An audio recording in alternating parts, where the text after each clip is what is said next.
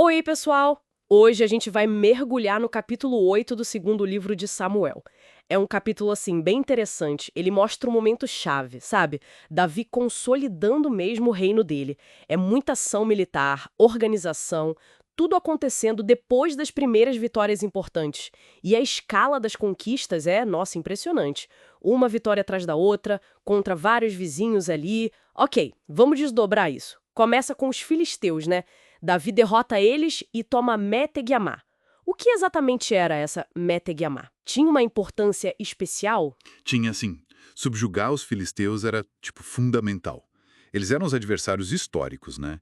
E Metegamá provavelmente era um ponto de controle bem estratégico.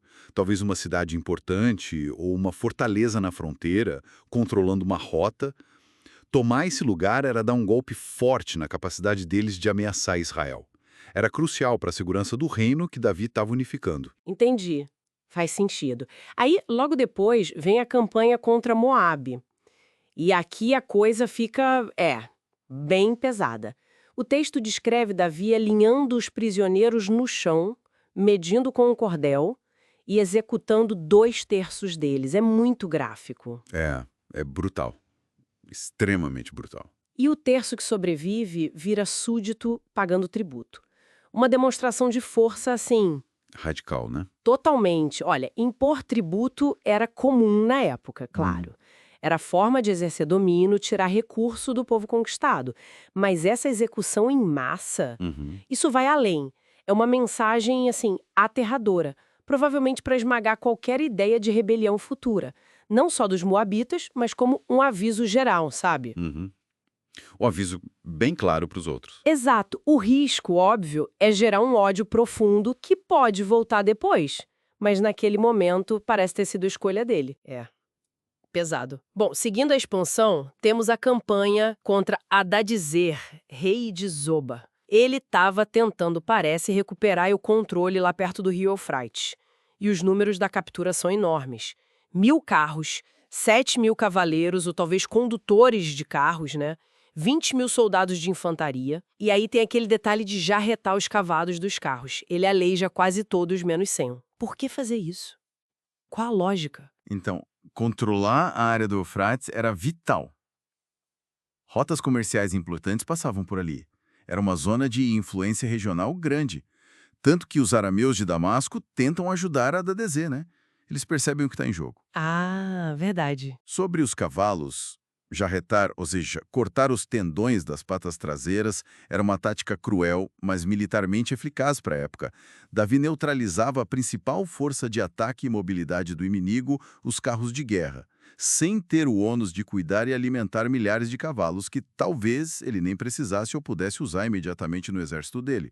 Deixar só 100 talvez fosse para uso próprio, ou como símbolo da vitória. Entendi. Pragmático ainda que cruel. E mesmo com a ajuda de Damasco, Hadadezer não consegue. Os arameus também são derrotados, sofrem um monte de baixas, viram súditos, pagam tributo e ainda recebem guarnições israelitas. E o texto repete aquela frase, né? O Senhor dava vitórias a Davi aonde quer que ele fosse. Quase um refrão aqui. Exatamente.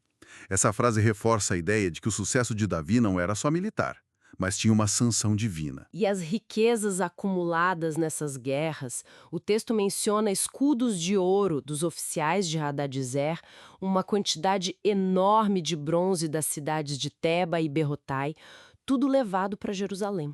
E ainda tem os presentes de Tou, rei de Amate. Ele era inimigo do Hadadezer, então ficou feliz com a derrota e mandou prata, ouro, bronze para Davi. E o fascinante aqui é o que Davi faz com tudo isso. Tanto os espólios de guerra quanto os presentes do Tou, ele dedica ao Senhor. Ah, sim? Isso é muito significativo.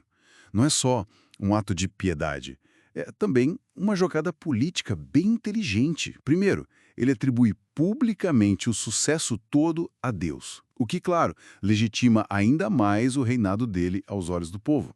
Segundo, ele centraliza essa riqueza imensa sobre um controle, digamos, religioso estatal. Tira de circulação, evita que vá parar na mão de possíveis rivais. Boa observação. E o texto até lista outras nações cujos despojos também foram dedicados, né?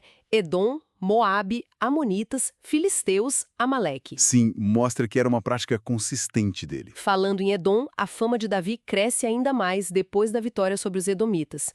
18.000 mortos no Vale do Sal. E o mesmo padrão. Estabelece guarnições, Edom vira súdito e, de novo, pela terceira vez no capítulo, o Senhor dava vitórias a Davi aonde quer que ele fosse. Fica bem claro o padrão, né? Vitória militar, aí vinha a subjugação, depois o tributo e, por fim, o controle administrativo e militar com as guarnições. Se a gente conecta isso tudo, o quadro geral é esse. Davi está construindo metodicamente o império regional. É um processo bem sistemático. Exato. E com as fronteiras mais seguras, os inimigos controlados, aí a atenção dele pode se voltar também para dentro, para a administração do reino. O texto faz questão de mostrar isso. Diz que ele reinava sobre todo o Israel e fazia o que era justo e reto para todo o seu povo. É uma afirmação forte depois de tanta guerra. Sim, é um contraponto interessante. E aí vem a lista do gabinete dele, digamos assim. Isso. Joabe, chefe do exército. Josafá, o cronista, tipo um secretário de registros.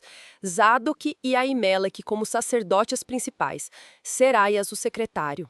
E tem Benaia, né? Comandando a guarda pessoal do rei, os queretitas e os peletitas. Quem eram esses queretitas e peletitas, exatamente? Eram israelitas? Olha, a origem deles é um pouco debatida, mas muitos estudiosos acreditam que eram tropas de elite, talvez até mercenários estrangeiros, possivelmente cretenses e filisteus.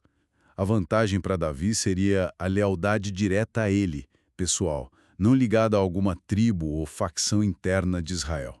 Isso daria mais segurança para o trono. Ah, interessante. Mercenários como guarda pessoal. E para completar, os próprios filhos de Davi atuando como conselheiros reais ou ministros. Isso, fechando o círculo de poder bem próximo a ele. Então, o que tudo isso significa no final? Esse capítulo 8 pinta um retrato de Davi no auge, né? Um líder militar implacável, um estrategista, mas também um administrador que está organizando um Estado forte e centralizado. Exatamente. É a imagem da consolidação do poder em todas as frentes. Mas isso levanta uma questão importante para a gente pensar. Qual? Como a gente concilia essa imagem do rei que busca justiça e retidão para o seu povo, como o texto diz, com a brutalidade que a gente viu nas campanhas militares, o tratamento dos moabitas, por exemplo? Não é uma conciliação fácil, né? Mostra talvez a tensão inerente ao poder naquela época, e talvez em todas as épocas. Verdade. É uma tensão complexa. A necessidade de governar internamente com alguma medida de justiça e a dureza, às vezes extrema, da política externa e da guerra para manter esse próprio reino. Fica aí essa reflexão sobre as complexidades da liderança e do poder naquele contexto histórico. Bom, e com isso, a gente encerra a nossa análise de hoje.